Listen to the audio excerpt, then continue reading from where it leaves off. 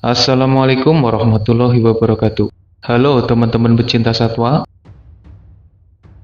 Elang versus burung hantu. Siapa yang lebih hebat? Dalam video ini, admin akan membandingkan dua burung pemangsa yang terkenal. Elang potak atau bald eagle yang mewakili jenis burung elang. Dan burung hantu tanduk besar atau great horned owl yang mewakili jenis burung hantu. Kenapa admin memilih kedua jenis itu?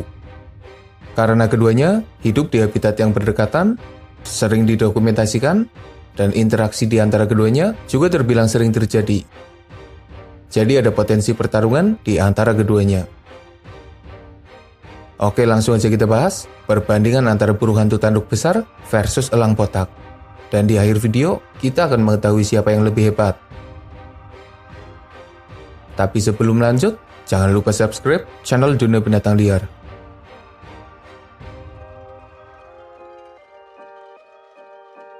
Elang potak memiliki tubuh yang besar. Panjangnya antara 70 hingga 102 cm. Lebar sayapnya antara 1,8 hingga 2,3 meter. Dan beratnya antara 3 hingga 6,3 kg. Ukuran betina lebih besar dari bejantannya. Sementara burung hantu tanduk besar memiliki tubuh dengan panjang antara 43 hingga 64 cm.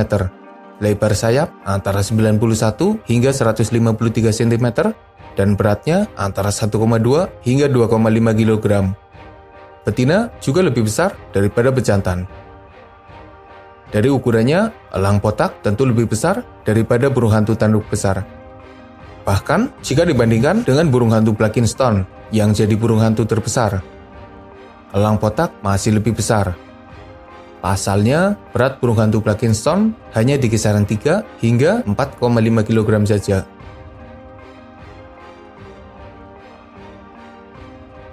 Berbicara tentang penampilannya, kedua burung ini punya penampilan yang gagah dengan pandangan mata yang tajam. Burung hantu tanduk besar punya perawakan yang sekilas mirip seorang kesatria dengan topeng dan jubah.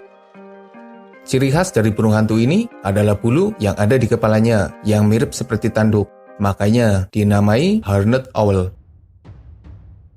Kepalanya besar, matanya bulat dan tajam, bulunya dominan abu-abu dengan motif gelap, sangat membantu mereka untuk berkamuflase.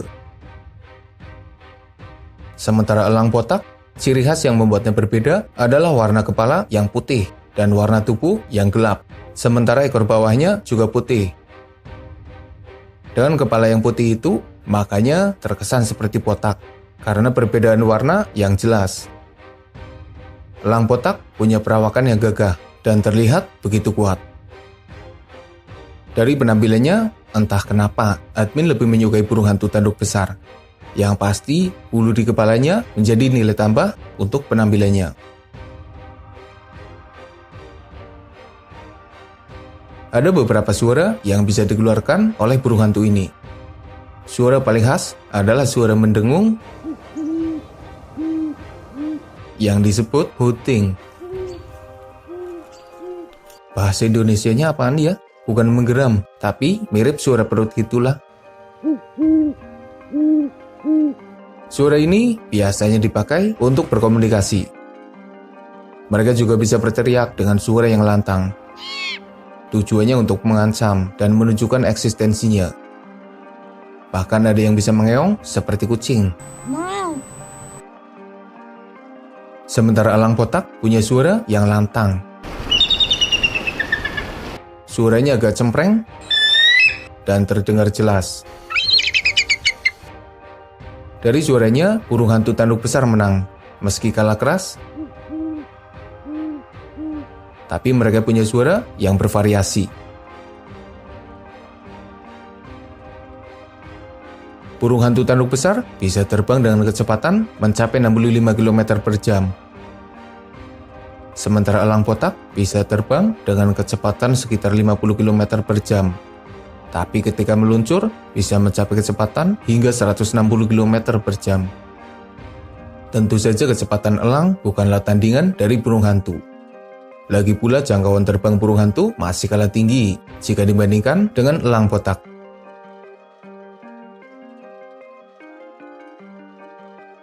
Mungkin ada yang belum tahu kalau kedua burung ini sebenarnya bisa berenang, dan keduanya adalah perenang yang hebat. Mereka memakai sayapnya sebagai dayung. Tapi dalam perbandingan ini, elang potak menang. Alasannya karena mereka bukan hanya bisa berenang, tapi mereka punya kemampuan untuk memburu ikan di dalam air. Dan ikan yang diburu juga berukuran besar.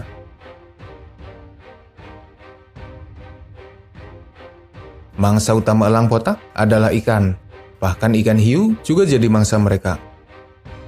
Lalu burung lain yang berukuran lebih kecil, kelinci, tupai, tikus, dan mangsa darat lainnya juga bisa saja diburu. Sementara mangsa burung hantu tanduk besar sangat beragam. Bahkan ada penelitian yang mengatakan bahwa burung hantu ini akan memangsa apa saja yang bisa dimangsa. Mulai dari tikus, kelinci, tupai, burung kecil, ikan, katak, serangga, dan lain sebagainya. Tentunya jenis mangsa burung hantu tanduk besar lebih beragam daripada elang potak yang 50% sumber makanannya adalah ikan. Elang potak mengintai mangsa dari ketinggian, entah ketika bertengger atau sembari terbang. Mereka punya mata yang tajam, sehingga bisa menentukan target yang ada di bawahnya, meski jaraknya begitu jauh. Ketika sudah menentukan targetnya, elang potak akan meluncur dan menangkap mangsa dengan kakinya. Ketika mangsa tertangkap, elang potak menusukkan kuku tajam, mencengkeram tubuh mangsanya, sembari membebani mereka. Ketika mangsa mulai melemah dan tidak berdaya, elang potak mulai mencapik mangsanya dengan paruhnya yang bengkok dan tajam. Nggak bisa nampilin detail ya, nanti malah konten kekerasan lagi. Teknik berburu yang super adalah ketika mereka menangkap ikan yang ada di permukaan air. Kemampuannya dalam memburu ikan memang luar biasa karena tepat sasaran dan bisa mengalahkan mangsanya yang sebenarnya lebih jago di dalam air. Berbeda dengan elang yang biasanya aktif di siang hari, burung hantu aktif di malam hari. Mereka akan berdiam diri di tempat yang tinggi, mengawasi sekitarnya, sembari menggerakkan kepalanya karena matanya emang gak bisa gerak. Ketika ada gerakan di permukaan tanah, matanya akan fokus dan mengunci targetnya. Burung hantu ini akan meluncur, menangkap mangsa di permukaan, dan meremas mereka dengan kuat. Kemampuan berburu di malam hari yang dimiliki oleh burung hantu adalah teknik berburu yang hebat. Tapi kemampuan elang potak dalam menangkap mangsa, bahkan mangsa yang ada di dalam air sekalipun, adalah sesuatu yang luar biasa. Perbandingan ini dimenangkan oleh elang potak.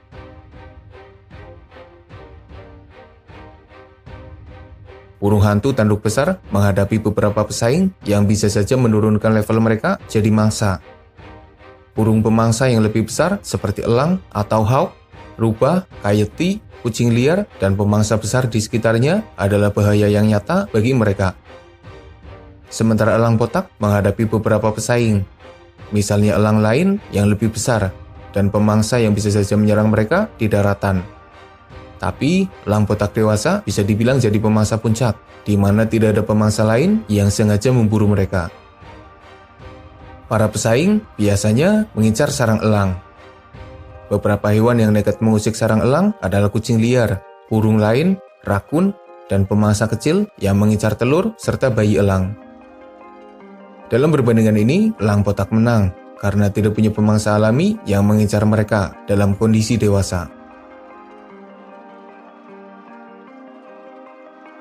Kedua hewan ini punya populasi yang aman, dan mereka juga bisa hidup bebas di habitatnya, asalkan tidak diganggu oleh manusia di sekitarnya. Sebagian bisa dijinakkan dan jadi hewan peliharaan yang keren. Serangan dari kedua hewan ini juga terbilang jarang terjadi. Perburuan terhadap mereka dilarang, jadi bisa dibilang keduanya bisa hidup berdampingan dengan manusia, meski perubahan yang terjadi di sekitar habitatnya tetap saja berdampak bagi kehidupan mereka. Perbandingan ini bisa dibilang seimbang.